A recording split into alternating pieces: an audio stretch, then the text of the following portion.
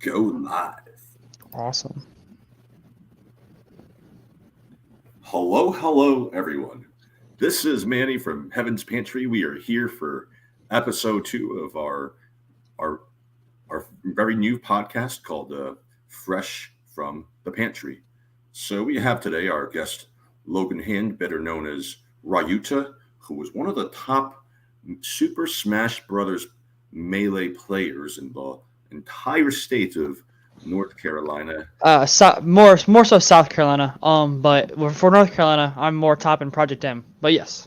Ah, gotcha. Yep. Thank you. No problem. Thank you for correcting us. Very, No, very. no problem. Thanks for having me. so, yeah. Ryuta, tell us a little bit about how you got into melee, how you became such a formidable player.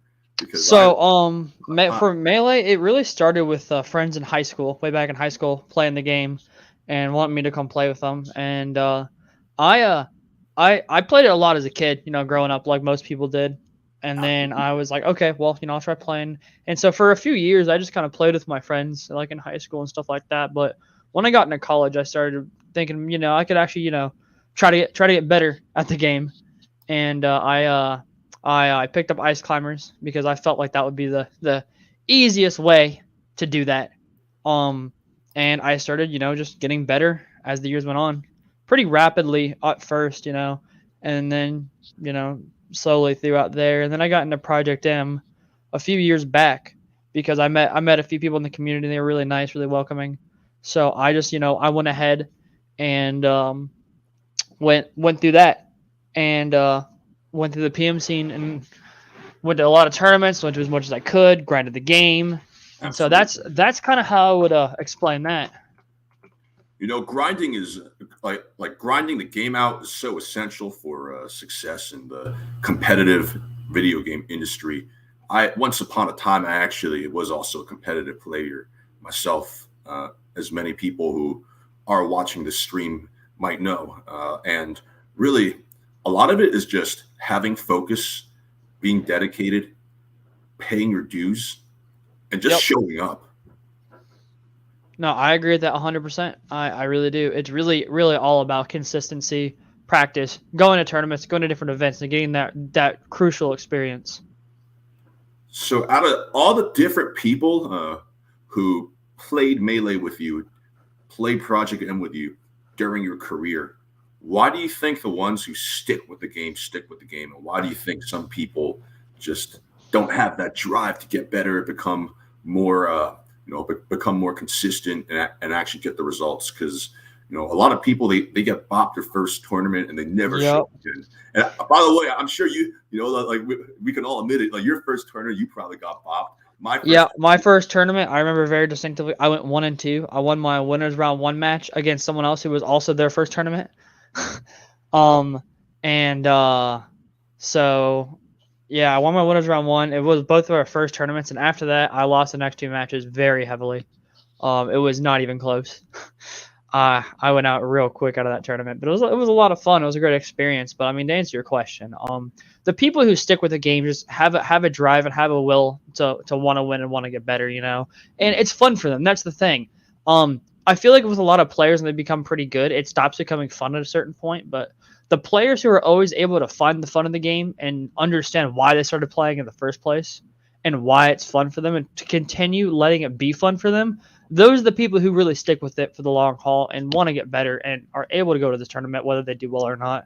And and then I feel like there's like another step to those people who like really understand how to get better and wanting to get better. It's not just going to the tournament, going, going 2-2, doing okay, going home, repeat. It's, going to the tournament, going home, reviewing why they lost. If there's VODs, reviewing the VODs.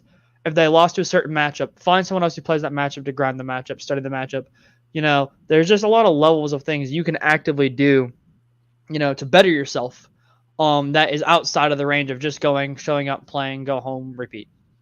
absolutely. I think that's such a huge thing. Like being able to find the joy in a hobby and a pursuit after the novelty of it wears off, and asking yourself why, like why do I want to keep getting better? why am I not winning? Why are other people winning? Why is this move connecting and why is this move not connecting with my opponent? And yeah, man, this really carries over to pretty much every single field. If you ask me, the people It who, really does. yeah, It really does. yeah, so, So the one thing I will say, that separates kind of Smash from like I would say any really a lot of fields is I feel like, especially if you look at like a career, right, of any field, there's always going to be there's a learning curve and there's a getting your foot in the door and stuff like that. But once you're kind of in it, you're going to exponentially get better through your experience. But mhm. I mean, with a lot of careers, you show up and you're going to get paid and you're going to get compensation as you learn. But with Smash, the one thing is it's all on you to want to get better. You're not going to show up and receive, compensation. You're going like 2-2 and stuff like that. So it's really all on you to really want to drive to get better, to get to the point where you can see the fruit of your efforts, or you can see some kind of, maybe not even monetary reward, but like, a ranking, seeing your name on a ranking board or anything like that. It really takes a while to get to that level, and it's really all on you to be able to push yourself to get there. So I was former top three players for both Project M and Melee in the Lehigh Valley region, and it was a lot of just great memories, like watching myself, keep up with the. So back in my university, I was actually one of the founders of the competitive Melee scene there. There was periods of there's around three people. We all rotated spots on who was like number one for that tournament. And one of the biggest like things that kept me motivated back when I was competing like a fiend back in university was just really keeping up with the local legends. You feel this urge to want to stay at the top, and that's really what kept me motivated. But when you were practicing, when you were putting in the work, paying your dues, and obviously you're a lot better than I am now. I don't think I'd even make it out of pools at a regional anymore. But what was your like? What's your practice plan look like? Because I'm curious to compare like what were. So, I throughout my career I've had different like practice regimens, and it's all based around a short term and a long term goal. The long term goal is always, to get to be. My long term goal was never exactly, to be top, to be top in the world, to be top 100, to be top of my state, this and that. My long term goal was to always just be as best as I possibly could. Mhm. With given everything in life, be as best as I possibly could, dedicate what time I can, and so when I was first, starting to take the game seriously, a little bit of backstory, and this is kind of embarrassing in a way, but I think it's important to kind of showcase, career wise for me. I used to play Sheik, I used to play Marth, and I wasn't very good. I didn't really understand how to practice, how to look at the game, and I remember very distinctively, it was when I switched to Ice Climbers where I really started to say, okay, if I'm going to do this, I'm going to practice, I'm going to put in the work. And I switched to Ice Climbers because, at the time, they don't have this anymore because it's banned, but they had an infinite called wobbling where you'd grab the person and then you'd kill them off a grab, and it was really easy. And I'm like, all right, I'm gonna kind of cheat my way to the top with this. But when I picked up Ice Climbers, I remember I would go online every single day and look for different matchups that I would see in tournament often. I remember I'd have a day where on Monday I'd look for Fox players and I would play against Foxes. I'd take notes, maybe Fox and Falco. Like Tuesdays, like okay, I want the Marth and the Sheiks. Thursdays I want to look against the Floaties. The Peaches, the Puffs, the Samus. The Ganondorf. And each day, and I did that for about 2 months straight, I would just play against those matchups each day, very specific, very focused, and take notes, of stuff I can do, stuff they're trying to do to me, how to avoid it, just interactions I learned I would take notes about. And that's kind of how I got my footing with the character, and really the footing on my way to being like a decent player. And then after that, it was all about tournament experience. I mean, I was in college, so I didn't, I had a lot of free time. So me and my friends would get in a car and we'd drive 2 hours from Charlotte to Greensboro every week to enter like the really big weeklies, or every other week to the really big bi-weeklies. They got a lot of good practice there. Charlotte had a really big tournament called Hornets Nest that had like 80 people enter, and that was really good practice, really good experience, And then it also came down to asking, fellow ice climber mains in my region, hey, how do you guys deal with this matchup? What options do you deal with here? And it's like if I would lose in a tournament to say Marth, I would, I'd seek out Marth players and play the matchup and, grind the matchup and ask questions and, go online, look at top players. I would look at top players and also like more mid-level players to see how they dealt with options differently, because what works for a top player probably won't work for someone who's really just getting in, to the tournament scene. So you want to look at different levels of play and see how different levels of play deal with the situation. I think that's very important as well. But as I got to a point of being, significantly better than I was at that point, to a point where I was, going to South Carolina and doing well in tournaments, and going to North Carolina and doing well in tournaments, going to Tennessee and doing well in tournaments. And I got to that level. My practice was less about, really grinding the game. And it became more about thinking about the game, watching VODs in my downtime at work or something and thinking about matchups. If I had to go to a tournament, like say a Saturday, through the week, I would be looking through different matchups and thinking, like refreshing myself, refamiliarizing myself with situations, going back and watching my old videos that I've, played in tournaments and looking at how like I would lose stocks, how I can avoid those situations in the future, and kind of could just mentally prepare. It was less about playing the game at that point. It was, and kind of still is. It was just more about mentally preparing myself because, my hands have been in the situations, but you got to keep your brain sharp and you got to keep, your mind focused on the situations. So while we're on the topic of the mental games, do you think that mind games or tech skill, for those who are watching and aren't into the video game world, tech skill basically means your ability to execute with your hands to perform advanced movement techniques? So, I think they both play a very, very key important role, but I would honestly say it kind of comes down to in some instances, it kind of comes down to character.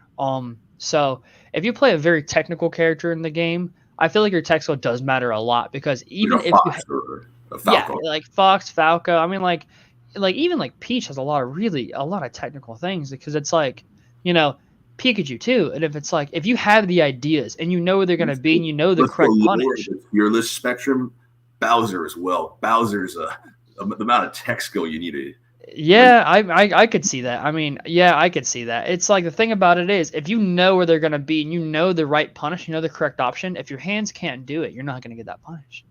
Because it's like, a lot of people know it's like, oh, I can, with Fox against Peach, I can drill wave shine, wave shine, wave shine, up smash. But if you hit the first wave shine, side B off the stage because your tech's just not there, like, it's hard. Now, for me personally, and this is where I kind of come into play, where I kind of cheated my way to the top with Ice Climbers, because I could just grab them and take a stock. I didn't have to worry about execution or tech skill whatsoever, really. I had to worry about smaller things like wave dashing out a shield and my movement options, but it was all like, as you put it, mind games and playing neutral for me. That's really where it all was about that for me, for a character like that, where the tech skill doesn't matter near as much. Your punishes aren't near as hard. Um, so I got really good at understanding people's options, learning how to use my movement to threaten them to be scared for them to mess up and me grab them. That was a lot of like what I was really good at, was making someone scared, putting them in shield or in a bad situation, and then just grabbing them or hitting with like a smash deck and throwing them off stage.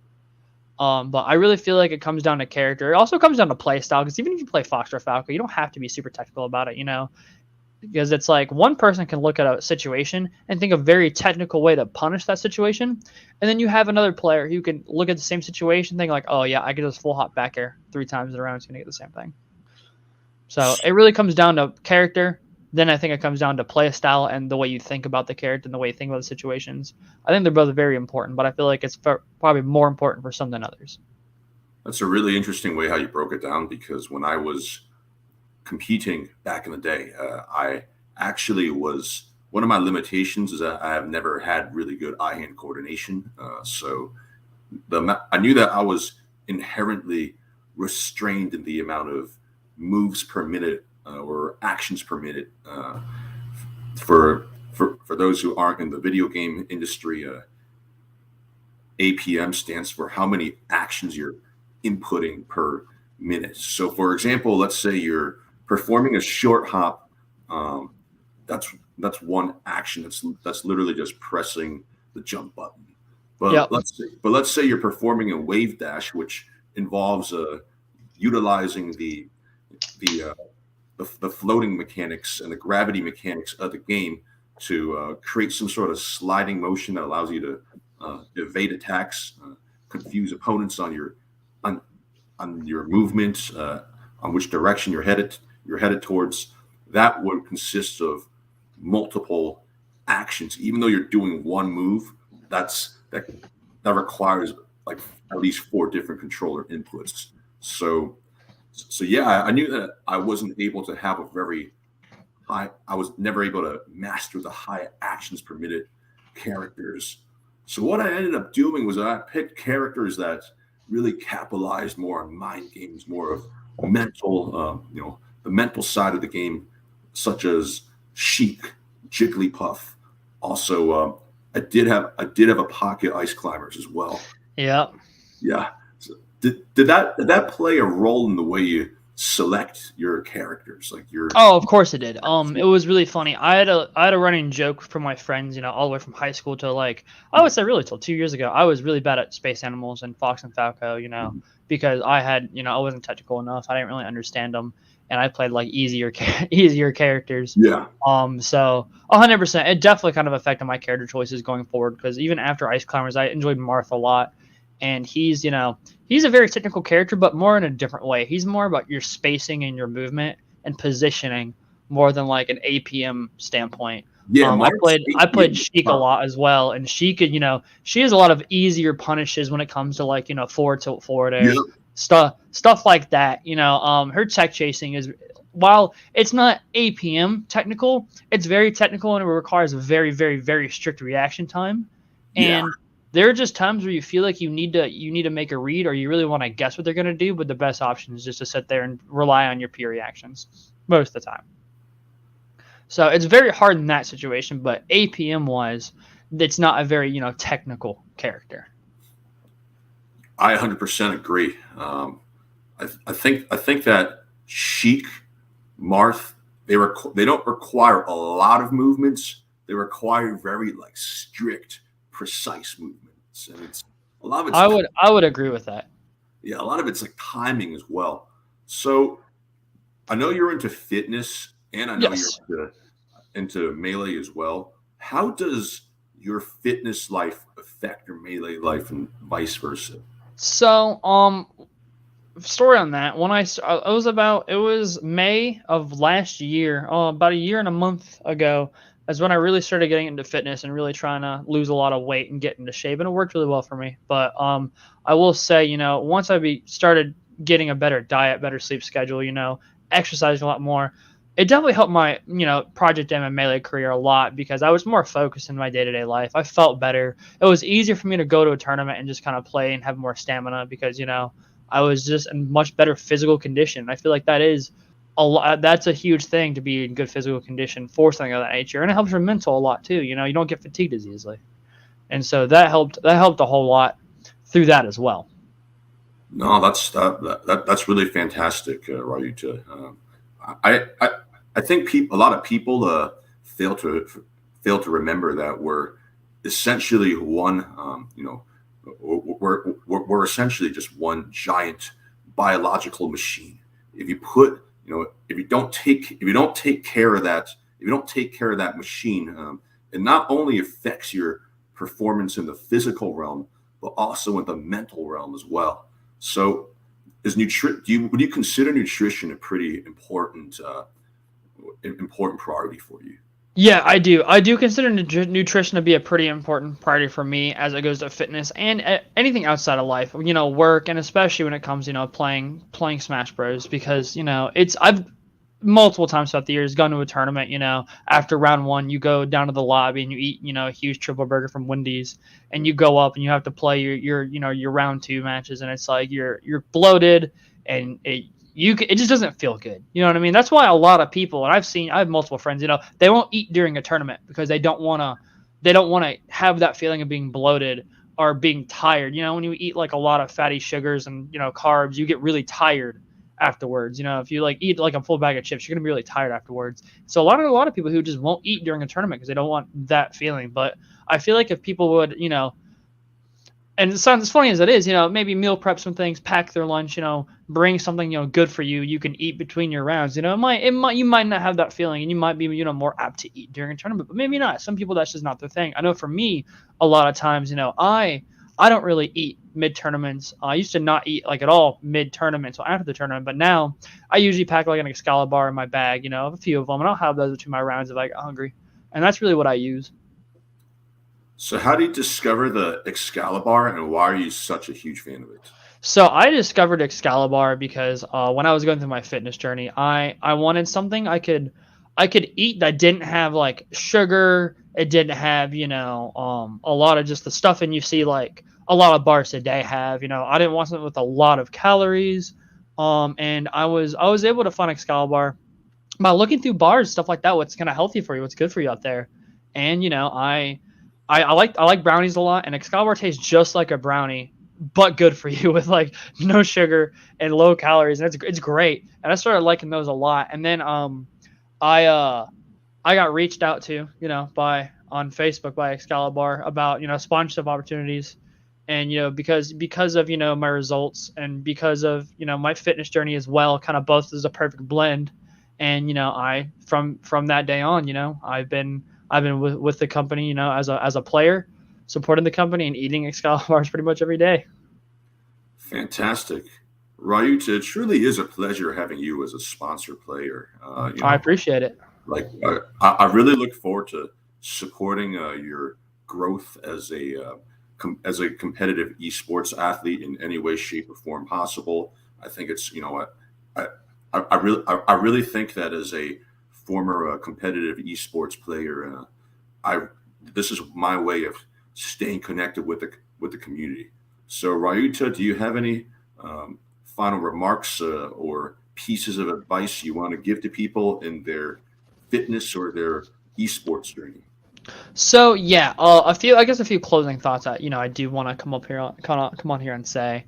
Um, Definitely support your local scenes. For whatever game you're really interested in. That's how you keep local scene alive. For Melee, and my region is Charlotte, North Carolina. For those who actually don't know, but right now for Melee, we have a wonderful, wonderful bi-weekly go on called Queen City Melee at Contender Esports near the University area. It's every other Tuesday, ran by wonderful people. They do a great job running the event. It's a wonderful event. I've been to a few. I actually just went to the one, not this week, but the last one before that, and placed second place. And it was a really good tournament. Had a lot of fun. Everyone there is really nice. Support your Project M scene as well. I know it doesn't have the same kind of like entrance as Melee, but every Project M scene I've ever been to has been very welcoming, very nice. The game's a lot of fun.